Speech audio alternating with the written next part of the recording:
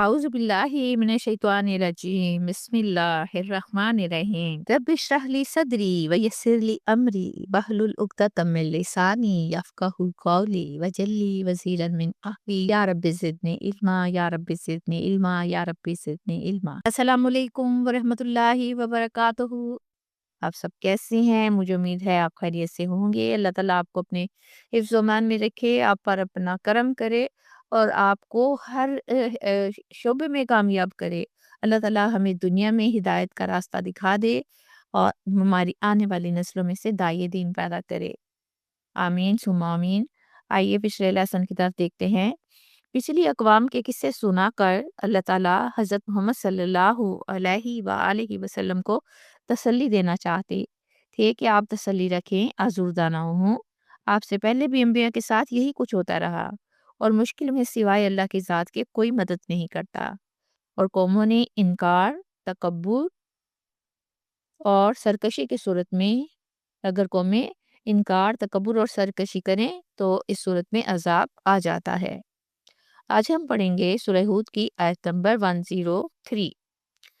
اِنَّ فِي ذَلِكَ، بے شک اس میں یقیناً، لَآیَاتًا لِمَنْ خَافَ، اس کے لیے جو ڈرے، نشانیاں ہیں بہت بڑی، عذاب الآخرہ، آخرت کے عذاب سے، ذَلِكَ یوم مجموعون، ذَلِكَ یوم مجموعون، یہ وہ دن ہے کہ جمع کیے جانے والے ہیں، لَهُ النَّاسُ، اس میں سب لوگ، وَذَلِكَ یوم، اور یہ وہ دن ہے کہ جس میں ہر ایک مشہود، حاضر کیے جانے والا ہے۔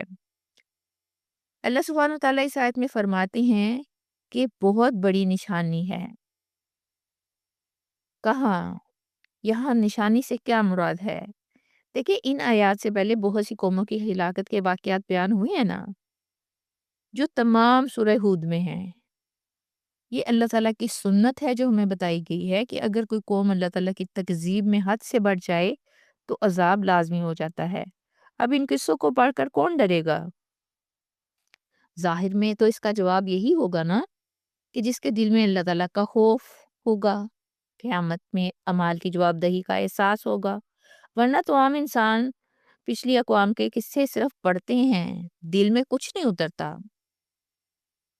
جسٹ ہم پڑھ لیں تو اللہ تعالیٰ، پڑھ لیں یعنی دل سے پڑھ لیں، روح سے پڑھ لیں تو اللہ تعالیٰ ہمیں ہدایت کے راستے پر لے آئیں گے۔ اب جن لوگوں کے دل مردہ ہو جائیں، جن کے لیے دنیا ہی سب کچھ ہو، وہ قوموں کی تباہی کے واقعات پڑھ بھی لیں تو دل مردہ میں جان نہیں پڑتی۔ اللہ تعالیٰ قیامت کے دن کے بارے میں فرماتے ہیں، یہ وہ دن ہوگا جب سب انسان جمع کیے جائیں گے۔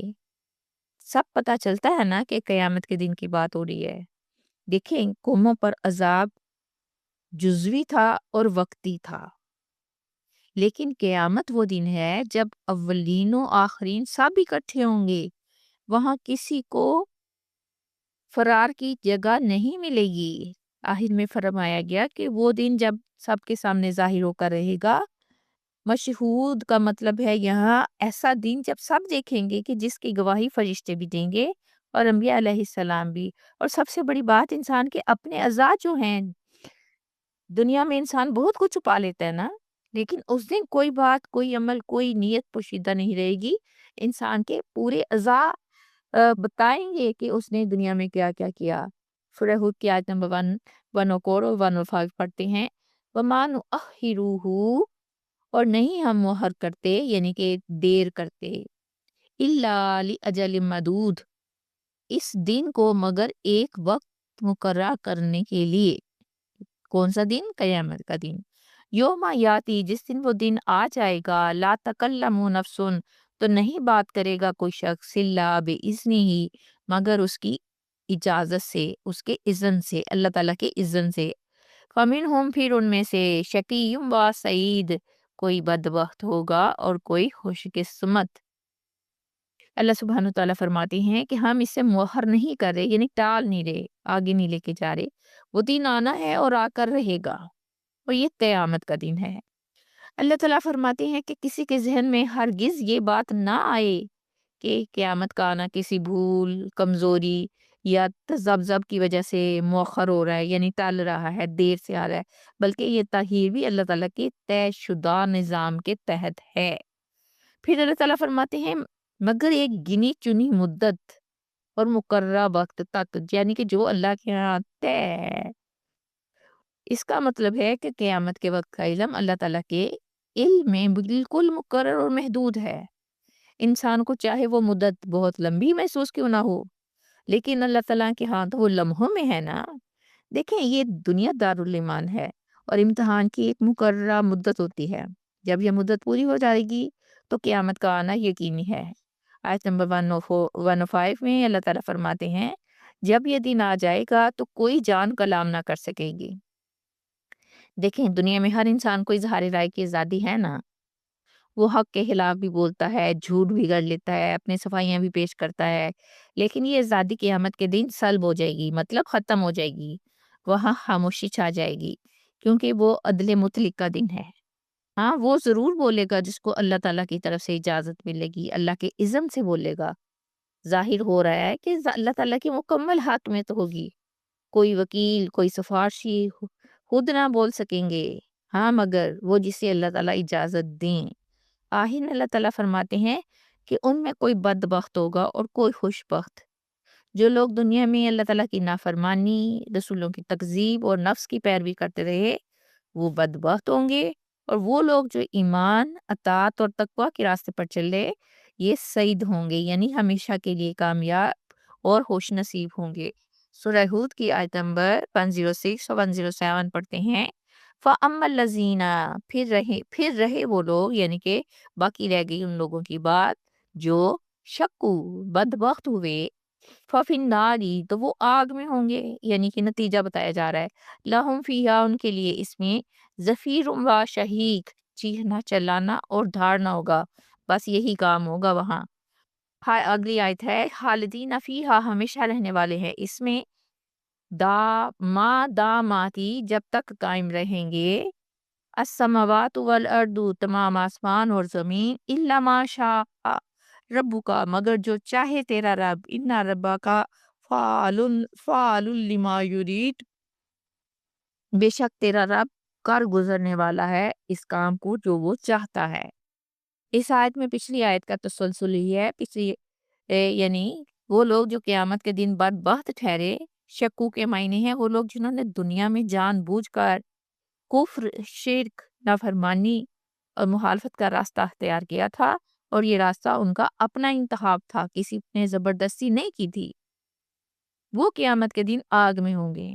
اب یہاں اللہ تعالیٰ نے دیکھیں قطعی فیصلہ سنا دیا ہے جو بدل نہیں سکتا۔ یہ دنیا کی وقتی سزا یا ناکامی نہیں، بلکہ آخرت کے دن کی دائمی سزا بتائی جا رہی ہے، یعنی جہنم وہاں ان لوگوں کے لیے جس اس میں دردناک سانس کا شور ہوگا۔ زفیر ایسی سانس کو کہتے ہیں جو شدید تکلیف میں لی جائے، گھٹن اور عذاب کے باعث سینے سے زور لگا کر جو سانس نکلے اسے کیا کہتے ہیں؟ زفیر۔ یہ اس اندرونی کرب کی علامت ہے جو دوزخ والوں کو لاحق ہوگا۔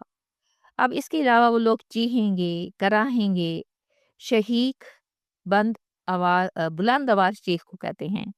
یہ چیخیں اس اعتراف کی ہوں گے دنیا میں حق کو پہچاننے کے باوجود اسے ٹھکرا دیا گیا تھا۔ آیت نمبر 107 میں اللہ تعالیٰ بدبخت لوگوں کے بارے میں فرما رہے ہیں کہ وہ ہمیشہ اس عذاب میں رہیں گے۔ یہاں لفظ خلود استعمال ہوا ہے، یعنی مسلسل اور طویل قیام۔ یہ کوئی عارضی سزا نہیں بلکہ انتہائی سخت انجام ہے جو دنیا میں اختیار کیے گئے کفر و سرکشی کا نتیجہ ہے۔ فرمایا گیا کہ جب تک آسمان اور زمین قائم رہیں گے، یہ ایک عربی محاورہ ہے، یعنی ایک طویل مدت۔ یہ طوالت انسان کے تصور سے باہر ہے۔ پھر فرمایا کہ ہاں جو تمہارا رب چاہے، دیکھیں اللہ تعالیٰ تو کسی قانون کے پابند نہیں ہے نا، وہ جو چاہے کر سکتے ہیں، یعنی تمہارا رب جو چاہے کر گزرنے والا ہے۔ نہایت فیصلہ کن انداز ہے اللہ تعالیٰ کی طرف سے کہ اللہ تعالیٰ کے ارادے کے آگے کوئی رکاوٹ نہیں، نہ کسی کی سفارش، نہ زبردستی چل سکے گی، اور نہ کوئی نظام اللہ تعالیٰ کے فیصلے کو بدل سکے گا۔ اس کے ساتھ ہی میں آپ سے اجازت چاہتی ہوں، ہنستے رہیے، بستے رہیے، خوش رہیے، آباد رہیے، انشاءاللہ پھر ملیں گے، اللہ حافظ۔